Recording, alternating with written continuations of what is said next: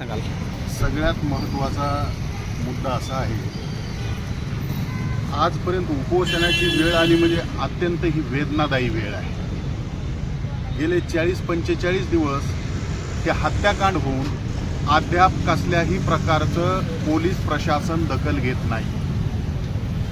Police प्रशासन संबंधित फिर्यादी रमेश गुले आरोपींची नावं घेत आहे, साक्षीदार आरोपींची नावं घेत आहे. 164 मध्ये माननीय न्यायालयाच्या समोर त्या ठिकाणी जबाब दिला. त्या जबाबामध्ये जे कोणी आरोपी आहेत त्या आरोपीची नावं त्या ठिकाणी निष्पन्न झालेली आहेत, ती माननीय न्यायालयाच्या समोर मांडण्याचं काम केलं. न्यायालयाच्या समोर मांडून देखील जबाब झाला असताना देखील पोलीस प्रशासन गेंड्याची कातडी पांघरून गप्प बसलेलं आहे. प्रशासन गप्प आहे, शासन कसल्याही प्रकारची सहानुभूती देत नाही.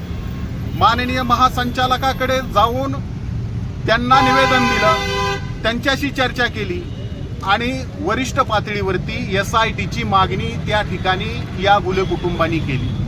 पण SITची मागणी ही शासनाच्या अधिकारामध्ये असल्या कारणाने त्या ठिकाणी जे पोलीस महानिरीक्षक आहेत, महासंचालक आहेत, ते पोलीस महासंचालक म्हणले की माझ्या हातामध्ये CID स्थापन करण्याचं माझ्या अधिकारामध्ये आहे, ती मी स्थापन करू शकतो. पण CID स्थापन करून या असणाऱ्या हत्याकांडाला न्याय मिळू शकत नाही. त्या ठिकाणी वरिष्ठ पातळीवरती SIT स्थापन करावी लागेल. त्या SIT मध्ये वरिष्ठ IPS अधिकारी त्यांची नेमणूक करावी लागेल आणि निपक्षपातीपणाने या ठिकाणी या हत्याकांडाचा तपास होणं आवश्यक आहे. या ठिकाणी शासन कसल्याही प्रकारे दखल घेत नाही. मग एखाद्याची जात जर लहान असेल आणि त्याला वेगळा न्याय, एखाद्याची जात जर मोठी असेल त्यांना वेगळा न्याय, या पद्धतीनं जर शासन किंवा माननीय मुख्यमंत्री व या महाराष्ट्राचे गृहमंत्री करीत असतील तर आमचं ठाम म्हणणं आहे की माननीय मुख्यमंत्र्यांना जी OBC मधले लहान लहान घटक, लहान लहान जाती यांनी संपवायचा ठेका घेतला की काय, हा प्रश्न आमच्या लहान जातीच्या मनामध्ये येतो. कारण त्यांच्याकडे निवेदनं दिली, सगळ्यांकडे निवेदनं दिले असताना जिल्हाधिकारी साहेबांकडे, अरे जी शासनाचे प्रशासकीय अधिकारी आहेत त्यांच्याकडे निवेदन देऊन देखील त्याच्यावर कसल्याही प्रकारची वाच्यता होत नाही, कसल्याही प्रकारचं त्याच्यावरती असणारा त्या ठिकाणी तपास होत नाही. आणि मग आज एवढं करून केलं असताना देखील आज या गुले कुटुंबावर आमरण उपोषण करण्याची वेळ आलेली आहे. मग आमरण उपोषण या ठिकाणी एवढ्या पुरतं थांबणार नाही. आमची जात जरी लहान असेल, आमची वंजारी जात जरी लहान असेल तरी आम्ही स्वाभिमानी आहोत. आम्ही गावोगाव फिरू, प्रत्येक तालुक्यात फिरू, जिल्ह्यामध्ये जेवढे वंजारी समाजाचे रस्त्यावरचे घटक आहेत, जे समाजसेवेमधले घटक आहेत, त्यांच्याशी आम्ही त्या ठिकाणी जाऊन त्यांच्याशी संगत आम्ही विचारपूस करू, त्यांचा विचार विनिमय करू. आणि जर आमरण उपोषण करून देखील गुले कुटुंबियांना जर न्याय मिळत नसेल तर अख्खा बीड जिल्ह्यातला नव्हे तर महाराष्ट्रामधला तळागाळातला वंजारी माननीय जिल्हाधिकारी कार्यालयासमोर या ठिकाणी चक्काजाम केल्याशिवाय राहणार नाही. तुम्हाला जर अहिंसेच्या वाटेनं, जर संविधानाच्या अधिकारामध्ये बसून जर आम्ही या ठिकाणी आंदोलन करतो आहोत, उपोषण करतो आहोत आणि याची जर दखल प्रशासन आणि शासन घेत नसेल तर त्यांना जर या ठिकाणी आम्हाला या गुले कुटुंबाला जर न्याय द्यायचा नसेल तर तुम्हाला सांगतो, ज्यांची जात मोठी त्यांच्या लगेच मागण्या मान्य होतात आणि आमची जात लहान, आमची वंजारी समाज हा अल्पसंख्याक असल्यामुळे आमची कुठलीही मागणी त्या ठिकाणी ग्राह्य धरली जात नाही किंवा ती मागणीची विचारपूस केली जात नाही किंवा ती मान्य केली जात नाही. आम्ही जरी छोटे असलो तरी आम्ही जिल्ह्यापुरते नाहीत, आम्ही महाराष्ट्रामध्ये आहोत. महाराष्ट्रामधल्या सर्व वंजारी समाज एकत्र करून या ठिकाणी आंदोलन कसं असतं हे देखील आम्ही प्रशासनाला आणि माननीय शासनाला, मुख्यमंत्र्याला, गृहमंत्र्याला आम्ही दाखवून देऊ, तेव्हाच आम्ही गप्प बसू.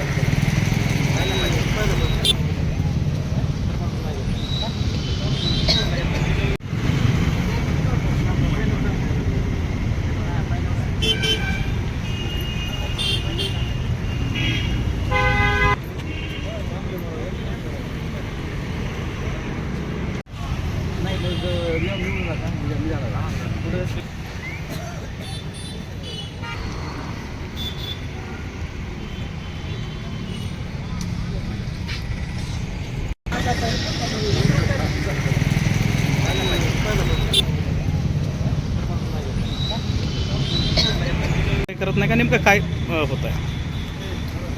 40 दिवस उलटून गेले त्या घटनेला. भावानं जी घटना मला झाली, काय काय व्यक्तीचं घटनास्थळी झालं हे सगळं सांगितलं. मी पूर्वने जॉबात दिलं आहे. साक्षीदार घटनास्थळी झालेले ते सगळे सांगतायत, कोर्टात सांगतायत. आणखी काय पुरावे पाहिजेत? आता तर CDR समोर आले. SIT प्रमुखांनी स्वतः दाखवले CDRमध्ये घटनास्थळी घटनेच्या आधी कोणाला फोन कॉल झाला आहे, घटनेच्या आधी एक दिवस अगोदर कोणाशी संपर्क झाला आहे, ते सगळं CDRमध्ये स्पष्ट दिसून आलं ना. आणखी काय पाहिजे? आता अटक जर नाही केली तर मी उपोषण सोडणार नाही तर आम्ही इथंच आत्महत्या करणार आहोत.